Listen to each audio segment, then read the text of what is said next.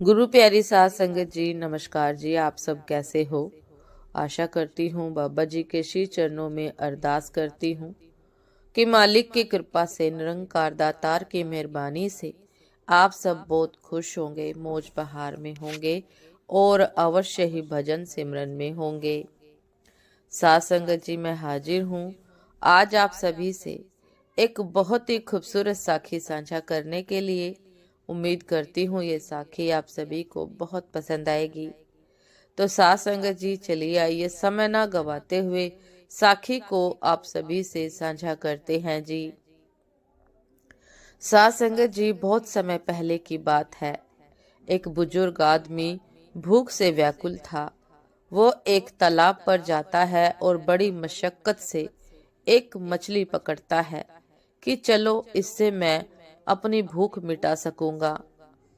तभी वहां एक लड़का आता है और उस बुजुर्ग को परेशान करने के लिए बुजुर्ग के हाथ से मछली छीन लेता है, साथ ही आगे भागकर परेशान करने लगता है। साथ संगत जी, बुजुर्ग में इतनी ताकत तो थी नहीं कि उस जवान लड़के के पीछे भागकर उससे मछली छीन ले। वो उस लड़के को कहते हैं, मेरी मछली दे दो, मैं बहुत भूखा हूँ। लेकिन लड़का नहीं मानता। वो और अधिक परेशान करने लग जाता है।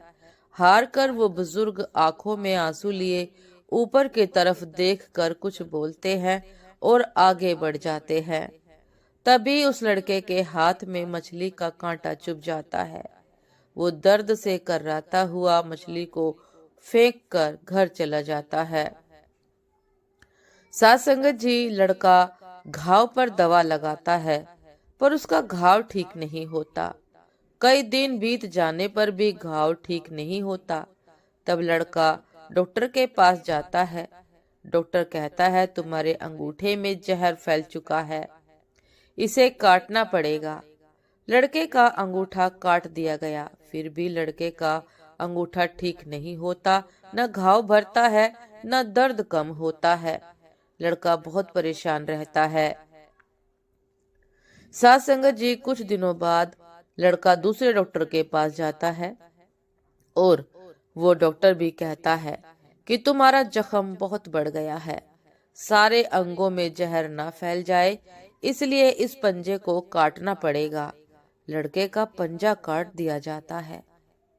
जब वो लड़का अपना पंजा कटवा कर घर लौट रहा था तो रास्ते में उसे वही बुजुर्ग दिखाई देता है। वो दौड़कर उसी बुजुर्ग की तरफ जाता है और अपने किए की माफी मांगता है और पूछता है कि मेरे एक सवाल का जवाब दे दीजिए। आपने उस दिन ऊपर की तरफ देखकर मन ही मन क्या कहा कि मेरे साथ ये सब घटना घटी?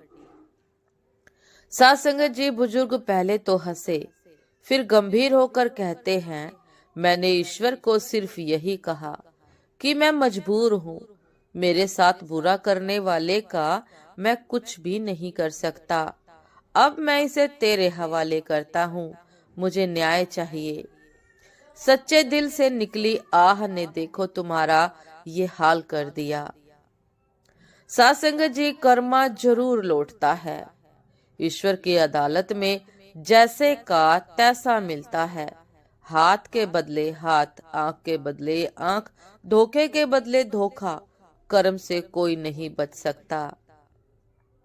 साथ संगत जी, हम अपने साथ बुरा करने वाले हर इंसान को पूरी तरह से ईश्वर प्रकृति के हवाले कर अपने आप को मुक्त करते हैं और मालिक प्रकृति फिर उससे अपना हिसाब चुकता करती है।